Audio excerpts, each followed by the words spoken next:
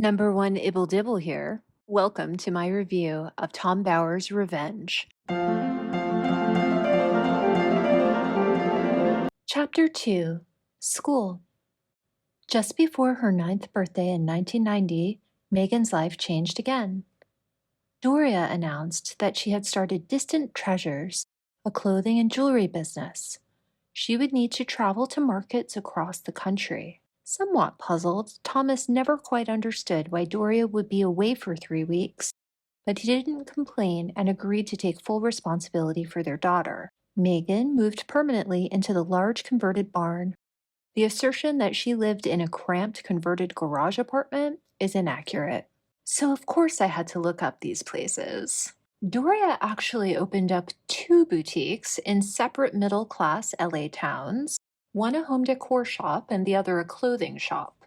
I'm assuming each had her eclectic hippy-dippy vibe, which sells really well in California. Much is made of her going out of business and filing for bankruptcy in 2009, but my question is, where'd she get the money to go into business in the first place?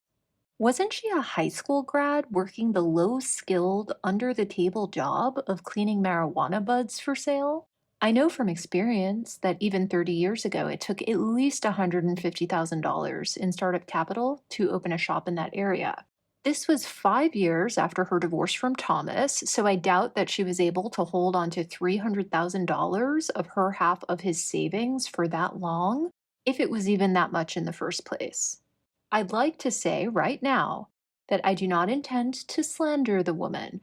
Perhaps she did. Let's just say I'm not sure I could have held on to that money for 5 years while working an under-the-table low-paid gig and living here. So where did she get the money? Not from Thomas, who was blindsided by the announcement.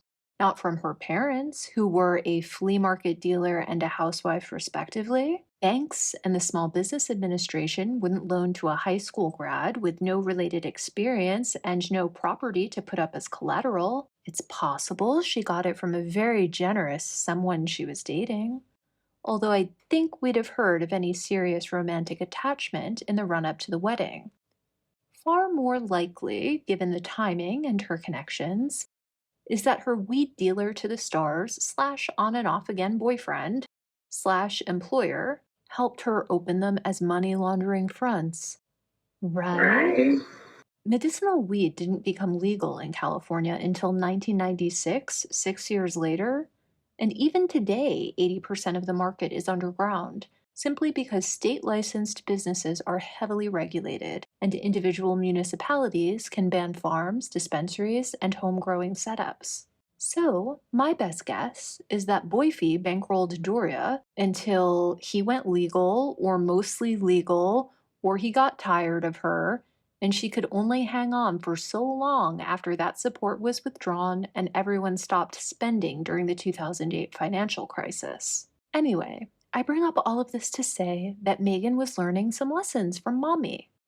Number one, making money is more important than making money legitimately. Number two, use a man if you can. Even better, line up a couple who can benefit you in different ways. Number three, it's totally fine to put yourself before your children. I digress. Let's look at Thomas's house. Back in 2018, the Daily Mail called it a dingy ground floor flat, but it's since been revealed that it wasn't divided into 4 flats until after Thomas moved out. When he was there, he was renting a house with lofted ceilings. So Meghan was not living with Doria and not living in a shoebox. Obviously, it wasn't Buckhouse, but the Little Orphan Annie narrative is a bit far-fetched. For the first 4 days of the school week, Meghan usually went back to the homes of Nanaki Pretty or Susan Ardacani, another friend, until her father collected her. In both homes, she witnessed a happy family life. On Fridays, her treat was to watch Thomas Markle on the set at the ABC studios of General Hospital or Married with Children. Her father encouraged his daughter's dreams. Quickly, she became popular among the actors and crew, making sandwiches and getting autographs of the stars. No one would turn her down, laughed Thomas Markle about his daughter's popularity. Okay, so let's chat a little bit about being on set.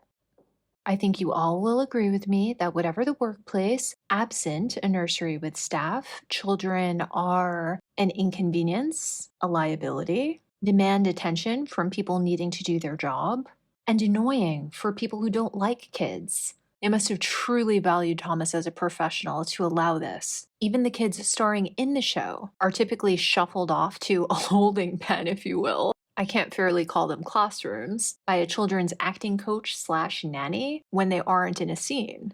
This strongly reinforces my intuition that Thomas was a total stage dad.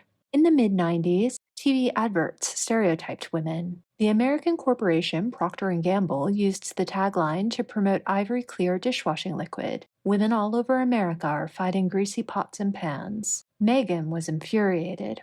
Mom does this and mom does that. And I said, wait a minute, how could somebody say that? Just about 1 out of every 3 commercials is going to say something that's going to hurt somebody's feelings.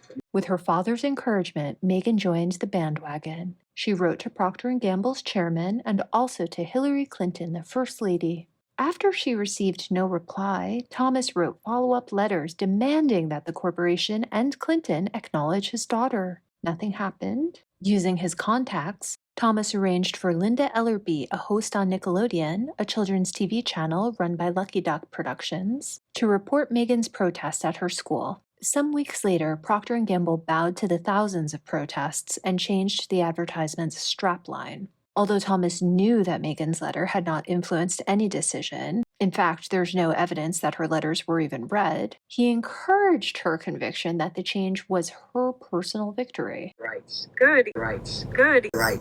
Good. Retelling her story to women at the ABC studios won her popularity. They allowed her to use an office for homework. The experience would be employed by Meghan as a milestone. If you see something that you don't like or are offended by on television or any other place, write letters and send them to the right people, and you can really make a difference. Okay, suspicions confirmed. Thomas Markle is an appalling stage dad, completely delusional about his daughter's importance, and possibly a narcissist himself. Who in the world would feel inflamed that their 9-year-old did not receive a personal reply from Hillary Clinton?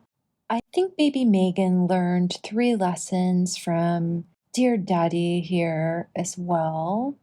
Number 1, righteousness commands respect, quite fairly. Number 2, it's okay to lie if it makes you look good and gets you what you want. Number 3, you can lean on your connections for favors. Who knows if you'll ever be able to pay them back? That's what friends are for. Right. Little did Meghan know that when you combine the 3 rules, no one likes you anymore. Don't forget to like, share, and subscribe. I'll be doing a chapter a day to keep the corgis away. Toodaloo!